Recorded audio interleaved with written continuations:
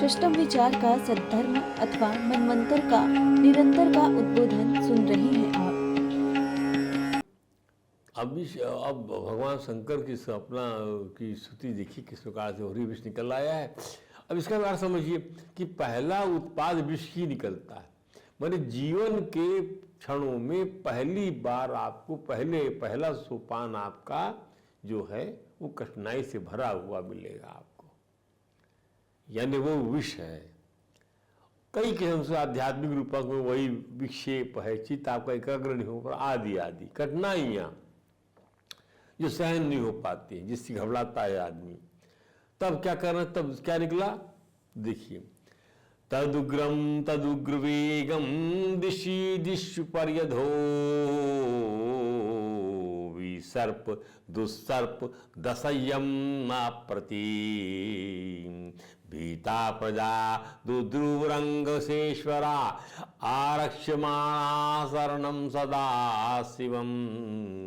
वहाँ तहाँ भयभीत होकर भागते हुए असुरक्षित लोगों को प्रजापतियों और देवताओं के साथ भगवान स्वयं महादेव शंकर जी की शरण में ले आए। यहाँ आओ, बिना भोले बाबा की शरण में आए कोई निदान नहीं हो सकता। इस पर कोई प्रश्न नहीं कर सकता कि जब साक्षात भगवान विष के प्रभाव को निष्प्रभावी कर सकते थे तो उन्होंने सभी को भगवान सदाशिव की शरण में क्यों ले आए हुए। अब उन्होंने स्वयं हस्तक्षेप क्यों नहीं किया।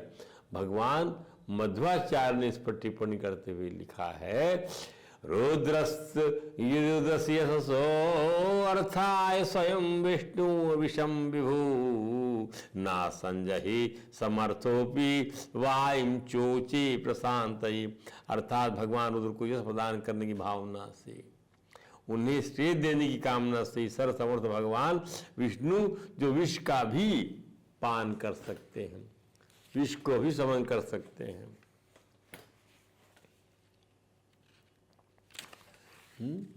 समाधान कर सकते हो, सभी को इसलिए महादेव शरण में ले आए। प्रजापति ने भगवान सदाशिव की अभ्यर्थना करते हुए कहा, देव देव भू महादेव भूतात्मन भूत भावना त्राहिनः शरणापन्ना त्रैलोक्य दहना विषाम। हे श्रेष्ठ देवताओं के देवता महादेव, आप समस्त जीवों की आत्मा और उनके जीवन दाता है। त्रैलोक्य जब यह विष अपने भीषण प्रभाव से दग्ध कर रहा है, तब ऐसे कालकूट विष से प्राण बचाने के लिए हम आपकी शरण में आए हैं नाथ। संत लोग कहते हैं कि ब्रह्मा जी और शिव जी दोनों ही भगवान विष्णु के अवतार हैं और शक्त्यावेश अवतार कहलाते। शक्ति के जिसमें आवेश है वो अवतार, कला का जिसमें आवेश है कला अवतार, अंश का जिसमें अंश है वो अंश अवतार। तो उन्हें सर्वव्यापी विष्णु भगवान के समान ही विशेष शक्ति प्राप्त रहती है। अतः जब भी रक्षा के लिए शिव जी की स्तुतियाँ की जाती है तो भगवान विष्णु के लिए ही होती हैं, अन्यथा शिव जी विनाश के निमित्त हैं। शिव जी ईश्वरों में से एक हैं जो सत्यावेश अवतार कहलाते हैं। अतः शंकर जी को भगवान विष्णु के गुणों वाला कहकर संबोधित किया जा सकता है। शंकर जी को भगवान विष्णु गुणों वाला, ध्यान दीजिए, है तो रुद्र अवतार, लेकिन जो विशेष शक्ति प्राप्त हुई है भगवान समान के, वो इस प्रकार से प्राप्त हुई, भगवान विष्णु की शक्ति है। क्या तुम्हें कहा सर्व जगत ईश्वरो बंध मोक्षयोः तम तामर्चन्ति कुशलाः प्रपन्नार्ति हरम गुरु। हम अकेले सारे संसार के बंधन और मोक्ष के कारण हो ना, तुम अकेले शरण में आए हैं हम आपकी, लोग कष्ट हरण करता हो आप। ऐसे सामर्थ्यवान स्वामी की सभी विवेकशील लोग पूजा अर्चना करते हैं। गुणमया स्वशक्त्यास्य सर्गस्थित्यप्ययाय बिन्भो दस्ये यदा स्वगृग भूमन ब्रह्म विष्णु शिवाभिधाम त्वं ब्रह्म परमं गुह्यं सदसद्भावना नानाशक्तिभिराभात् तत्त्वात्मा जगदीश्वरा। प्रभु अपनी गुणमयी शक्ति से इस जगत को सृष्टि स्थिति और प्रलय करने के लिए आप अनंत एक रस होने पर भी ब्रह्मा विष्णु शिव आदि नाम धारण कर लेते हैं। आप स्वयं प्रकाश हैं। इसका कारण है आप परम रहस्यमय ब्रह्म तत्व हैं। जितने भी देवता मनुष्य पशु पक्षी आदि सत अथवा असत प्राणी हैं, उनको जीवन दान देने वाले आप ही हैं। आपके अतिरिक्त सृष्टि भी कुछ नहीं है, क्योंकि आप आत्मा हैं। अनेक शक्तियों के द्वारा आप ही जगत रूप में भी प्रतीत हो रहे हैं, क्योंकि आप ईश्वर है, सर्वसमर्थ है। संत लोग कहते हैं कि भगवान विष्णु सदैव भौतिक कार्यकलापों में से विरक्त रहते हैं, और जब उन्हें अभौतिक कार्यकलाप संपन्न करने होते हैं तो वे शिव जी के माध्यम से करते हैं। तो भगवान शिव जी की पूजा भगवान विष्णु जी के स्तर पर की जाती है। जब भगवान विष्णु माया शक्ति छूते रहते हैं तो वे भगवान विष्णु होते हैं, क्योंकि जब वे उनके संपर्क में रहते हैं तो वे शिव जी के रूप में प्रकट होते हैं। इसलिए भगवान शिव जल्दी प्रसन्न हो जाते हैं। सती जी के पिता दक्ष सहित अग्रणी प्रजापतियों ने शंकर जी से प्रार्थना करते हुए कहा कि महाराज, हम लोग विश्व से डरकर, उस विश्व से डरकर आपकी शरण में आए हैं। कौन कर रहा है? दक्ष सहित अग्रणी प्रजापतियों ने शंकर जी से प्रार्थना कर। सती जी के पिता भगवान शंकर के ससुर, आप ही हमें रक्षा कर सकते हैं। आप ही साक्षात परम परमात्मा है। आप ही शब्द योनि है, जगदादि आत्मा है, शब्द योनि है। वेद आपसे निकला है। जगदादि आत्मा, अग्नि आपका मुख है, पृथ्वी आपका पाद है, काल आपकी गति है, दिशा आपका कान है, जल रसना है और नभ नाभि है। कालकूट विष से सारा ब्रह्मांड पीड़ित हो रहा था। प्रजापतियों के द्वारा की स्तुति भी उतनी ही गंभीर थी। ये क्या कहते हैं, ध्यान से सुनिए भगवान की स्तुति करते हुए।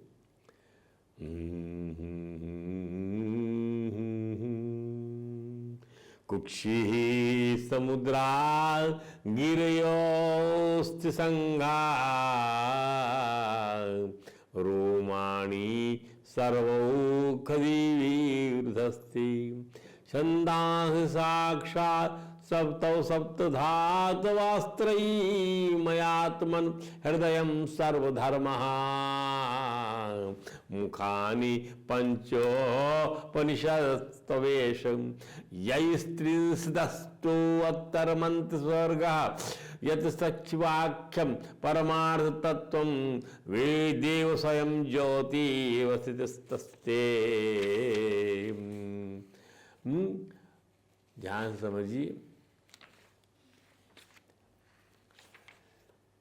हे प्रभु, आप साक्षात तीनों वेद हैं। आप क्या हैं? साक्षात तीनों वेद हैं आप।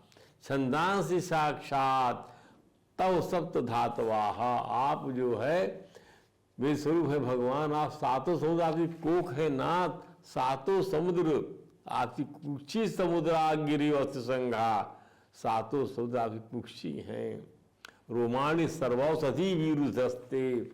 पर्वतों को आपकी हड्डी कहा गया है। सभी प्रकार की लताएं, वनस्पतियां, औषधियां, तृणादि आपकी रोमावली हैं। गायत्री आदि छंद आपके दिव्य कलेवर हैं। कलेवर के 7 कोश हैं।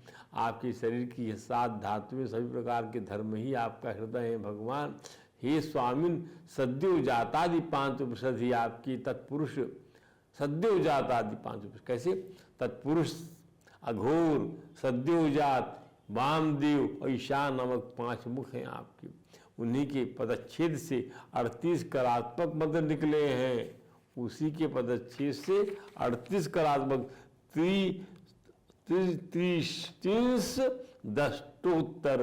30 दष्टोत्तर माने 38, 30 माने 30 निकले हैं। आप जब समस्त प्रपंच से उपरत होकर अपने स्वरूप में स्थित हो जाते हैं, तब उसी स्थिति का नाम होता है शिव। वास्तव में वही स्वयं प्रकाश परमार्थ तत्व है। 38 विशेष मंत्रों में से 5 प्रमुख रूप से कहे गए हैं।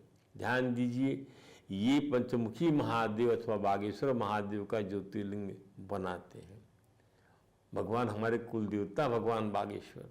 पहला मुख है तत्पुरुष, और इस मुख से जो मंत्र भगवान बागेश्वर उच्चारित करते वो है क्या? ओम तत्पुरुषाय विद्महे शांत्यै महादेवाय धीमहि विद्यायै तन्नो रुद्र प्रतिष्ठायै प्रचोदयात् धृत्यै। ध्यान दीजिए। दूसरा मुख अघोर, इस प्रकार अघोर मुख से, वामदेव मुख से, सद्योजात मुख से तथा ईशान मुख से भी शेष मंत्र उच्चारित होते हैं। इस प्रकार 5 महत्वपूर्ण वैदिक मंत्र ही भगवान बागेश्वर महादेव के 5 मुखों के द्योतक हैं। तो उसका ऐसा सिंपल तरीके से समझिए। ओम तत्पुरुषाय विद्महे बागेश्वराय धीमहि तन्नो रुद्र प्रचोदयात्। ओम सद्योजाताय विद्महे बागेश्वराय धीमहि तन्नो रुद्र प्रचोदयात्। ओम वामदेवाय विद्महे बागेश्वराय धीमहि तन्नो रुद्र प्रचोदयात्। ओम अघोराय विद्महे बागेश्वराय धीमहि तन्नो रुद्र प्रचोदयात्। ओम ईशानाय विद्महे बागेश्वराय धीमहि तन्नो रुद्र प्रचोदयात्। ये 5 मुख से 5 मंत्र निकल के चले आए। यहीं पर प्रजापतिगण भगवान शंकर का गुणगान करते हुए कहते हैं, सती जी के साथ रहते देखकर जो लोग आपको आसक्त और स्मशानवासी होने के कारण उग्र अथवा निष्ठुर बतलाते हैं, वे मूर्ख हैं और भोले बाबा का रहस्य नहीं जानने के कारण ऐसे कहने वाले वे लोग निर्लज्ज हैं। ये त्वात्मराम गुरुभि हृदय चिंताघ्रे द्वंद्वम चरंत मोया तपसा वितप्तम कथंत उग्र पुरुष परसम निरतम श्मशाने तेनून मतमूति विदस्तम हाथ लज्जा। शिव जी सर्वोच्च वैष्णव है, इसलिए कहा गया वैष्णवीर क्रिया मुद्रा विज्ञान बूझ है। यहाँ तक कि बुद्धिमान से बुद्धिमान व्यक्ति भी ये नहीं समझ सकता कि शिव जी जैसा वैष्णव क्या करता है अथवा कैसे करता है। वैष्णवीर क्रिया मुद्रा विज्ञान बूझे, समझ में नहीं आता। वैष्णवा नाम यथा शंभु कहते हैं भगवान गीता में। शिव जी जैसा वैष्णव क्या करता है अथवा कैसे करता है। जो लोग काम अथवा क्रोध के वशीभूत हैं वे शिव जी की महिमा का अनुमान नहीं लगा सकते, क्योंकि उनका पद सदैव दिव्य है। कामिक्षाओं से संबंध सारे कार्यों में भगवान शंकर आत्माराम के निमित्त मात्र हैं। अतएव सामान्य व्यक्तियों को शिव जी तथा उनके कार्यकलापों को समझने का यत्न नहीं करना चाहिए। जो शिव जी के कार्यकलापों का आराधना करने का प्रयास करता है वह निर्लज्ज है, मूर्ख है, मूढ़ है। भगवान आज तो उसकी करुणा का कोई पारावार नहीं। सती जी से भगवान कहते हैं, देवी समुद्र के मथे जाने के फलस्वरूप व्याप्त हो रहे विश्व सारे प्राणी घोर दुख प्राप्त कर रहे हैं। जिनके पास शक्ति सामर्थ्य है उन्हें दुखी प्राणियों को अभयदान देना चाहिए। भगवान कहते हैं क्या,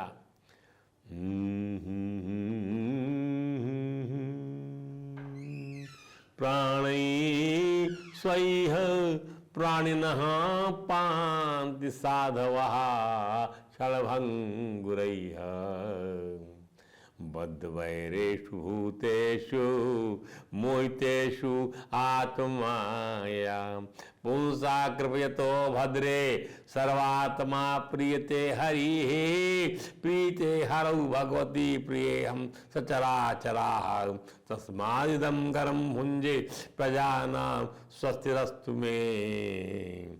अरे कौन अपने क्षणभंगुर प्राण को अक्षुण बनाकर रखने में समर्थ है। प्राण स्वयं प्राणिना पांति साधुआ क्षणभंगुर ही प्राण को कौन इसको बचाकर अक्षुण बनाकर रखने में समर्थ है, कोई नहीं है। अर्थात इस क्षणभंगुर प्राणों का मोह त्याग कर सज्जन पुरुषों को चाहिए कि वे दूसरे प्राणी रक्षा करें। सभी लोग अपने ही मोह की माया में फंसे हुए हैं। मोहितेषु भूतेषु बद्ध बैरेषु, और एक दूसरे के साथ मैत्री भाव रखने के बजाय बैर की गांठ बांधे हुए हैं। जो लोग संकट में फंसे हुए लोगों की मदद करते हैं उन भगवान कृपा करते हैं, उन लोगों पर सभी की आत्मा रूप भगवान श्री कृष्ण भगवान श्री राम प्रसन्न हो जाते हैं। और जब भगवान प्रसन्न हो जाते हैं देवी, तो शंकर जी भी चराचर के साथ प्रसन्न हो जाते हैं, माने हम भी प्रसन्न हो जाते हैं। इसलिए भगवान बागेश्वर महादेव ने विषपान कर लिया, जगत को विषपान की ज्वाला से विषपान करके विष की ज्वाला से उबार लिया, और इस प्रकार के जागतिक कल्याण से उन्होंने भगवान वासुदेव श्री कृष्ण को प्रसन्न कर लिया। बोलो भगवान देवादिदेव महादेव भगवान शंकर की जय। हर हर महादेव उमापते हर। तो उपकार करने वाले सज्जन साधुगण लोगों का संसार का दुख दूर करने के लिए स्वयं दुख झेला करते, परंतु उनको इसको दुख नहीं मानना चाहिए, क्योंकि इस साधु कर्म से सबके हृदय विराजमान भगवान श्री कृष्ण की आराधना होती है। जैसा कि भागवत में कहा गया है, तप्यन्ते लोकतापेन साधवः प्रायसो जनाः परमाराधनम तद्धि पुरुषस्याखिलात्मनाम्। सार बात यह है कि कल्याणकारी कार्यों के लिए दुख झेलना दुख नहीं, अभी तो भगवान की उपासना है, आराधना है। इस श्लोक के भावार्थ समझना चाहिए। ध्यान दें कि भाग्य या कर्म के नियमों के कारण ही मनुष्य सुख या दुख पाता है। ठीक है, उदाहरण के लिए यदि किसी को न्यायालय से आदेश मिलता है तो उसी से स्वीकार करना ही है, चाहे वो लाभ हो या हानि। इस प्रकार प्रत्येक व्यक्ति कर्म तथा उसके फल के अधीन है। शास्त्र का वचन है क्या, तस्यैव हेतो प्रयतेत कोविदो न लभ्यते यद् भ्रमतामुपर्यथाहम् तल्लभ्यते दुःखवदन्यः सुखम कादेन सर्वत गंभीर हंसार। उसी हेतु के लिए बुद्धिमान लोग प्रयत्न करते हैं जो कर्म फल के कारण ब्रह्मांड में ऊपर नीचे चक्कर लगाने से कभी भी प्राप्त नहीं होता। वो क्या है, मनुष्य को वासुदेव श्री कृष्ण की परायण होना चाहिए, कृष्ण भावना भावित होना चाहिए। कृष्ण भक्ति को प्रसारित करने का प्रयत्न ही सर्वश्रेष्ठ कल्याणकारी कार्य है जो हम सब लोग करते हैं। भगवान स्वतः उससे अधिक प्रसन्न होते हैं। यदि भगवान उससे प्रसन्न हो जाते हैं तो फिर उसके लिए के प्राप्त करने से को बचता ही क्या है। यदि भगवान ने किसी को मान्यता दे दी है तो वह भगवान से भले कुछ न मांगे, किंतु घटघटवासी ठाकुर उसकी हर काम मनोकामना पूरा करते हैं। तेषाम नित्याभियुक्ता नाम योगक्षेम वहाम्यम, मेरे परायण लोगों का योगक्षेम मैं वहन करता हूँ।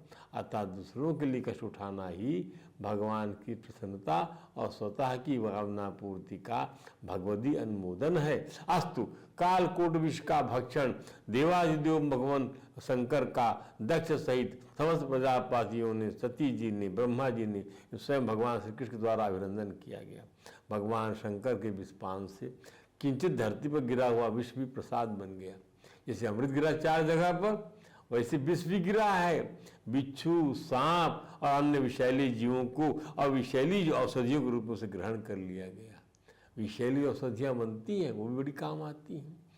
जो प्राणलेवा बीमारी में अमृत स्वरूप बन गई, क्योंकि भगवान के पान के बाद गिरी, इसलिए वो विष अमृत बन गया। लक्ष्मी जी का प्रादुर्भाव हुआ। कालकूट विष पहला जो है, पहला उत्पाद निकलने के बाद दूसरा क्या निकला, लक्ष्मी जी निकलती हैं। मंथन के फल स्वरूप कामधेनु गाय निकली पहले, सेकंड, जिसे ब्रह्मवादी ऋषियों के लिए उपयोगी जानकर उस गाय को उन्हें देने में दैदानों को आपत्ति। ठीक है भाई, गाय को किसको देना है, ऋषि लोग गाय का काम करें, अपना गैया का दूध दुहें, पिए, खाएं, बढ़िया उससे पंचगव्य बनावे, हवन करे, आहुति करे, इसलिए गाय उनको दे दी गई। अब तीसरी वस्तु क्या निकली, घोड़ा निकला, उच्चई श्रवा। चौथा ऐरावत हाथी निकला। भगवान ने गीता में उच्चई श्रवा घोड़े को, ऐरावत हाथी को और कामधेनु गौ को समुद्र मंथन के समय प्रकट होने वाले रत्नों के अंतर्गत गणना किया है और अपनी विभूति माना है। प्रथम कालकूट विष है। समुद्र मंथन का 5वां रत्न है कौस्तुभ नामक पद्मराग मणि। 6वां रत्न है कल्पवृक्ष। 7वां रत्न के रूप में अप्सराओं गणना हुई है। ये भी समुद्र मंथन से ही प्राप्त हुई है अप्सराएं। और 8वें रत्न के रूप में लक्ष्मी देवी का प्रादुर्भूत हुआ। अष्टलक्ष्मी 8वें रूप रत्न के रूप में। 9 रत्न के रूप में वारुणी उद्भूत होती है। 10वां उत्पाद था स्वयं धन्वंतरी जी। 11वां था अमृत कलश, जो धन्वंतरी जी के हाथ में समुद्र से बाहर लाया गया। ध्यान दीजिए, मदरा भी वही से निकली। ध्यान दे कि प्रमुख उत्पाद था अमृत, जिसे भगवान स्वयं भगवान धन्वंतरी नाम के वैद्य के रूप में समुद्र से अपने हाथों से लेकर आए। अतः लक्ष्मी जी को छोड़कर अन्य वस्तुओं का बंटवारा उपेक्षा के भाव से हो गया। लक्ष्मी का बंटवारा आसानी से नहीं होगा, परंतु किसी भी पक्ष को आपत्ति नहीं हुई।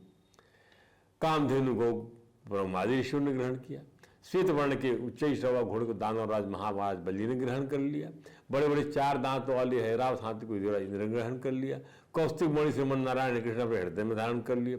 याचकों की इच्छा पूरा करने वाला कर वृक्ष या पारिजात का वृक्ष स्वर्ग की शोभा बढ़ाने के लिए स्वर्ग के उद्यान में लगा दिया गया। स्वर्णों के हार धारण किए हुए भव्य शस्त्रों सुसज्जित मनोहर चाल और विलास भरी चितवन वाली अप्सराओं को भी स्वर्ग की शोभा के लिए स्वीकार कर लिया गया। भाई मान के सब लोग, यहाँ कोई लक्ष्मी, सभी जीवों में लक्ष्मी की इच्छा होती है।